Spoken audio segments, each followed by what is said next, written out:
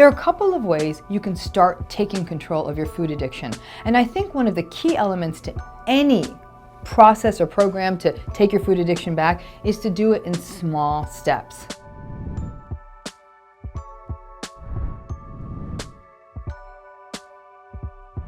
Number one is that what you want to do is you want to come up with some kind of acronym to think about how you connect emotions and food.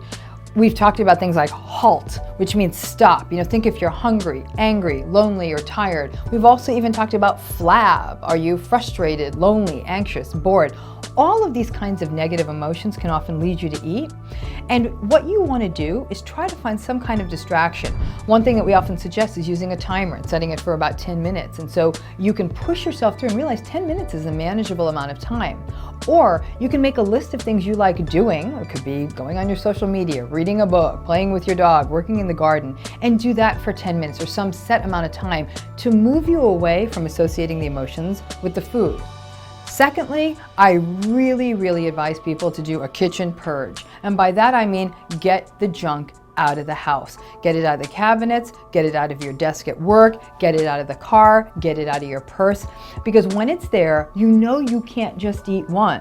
And so if there's not one there to eat, it's a great way to create that stopgap at home, especially at those vulnerable times.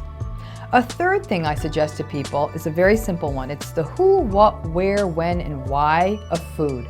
Think about your vulnerabilities in those areas, because many food addicts will say there are certain people that they tend to eat more with, there are certain times of day, there are certain places, etc. If you can understand your who, what, where, when, and why, you can come up with some really tailored strategies for yourself.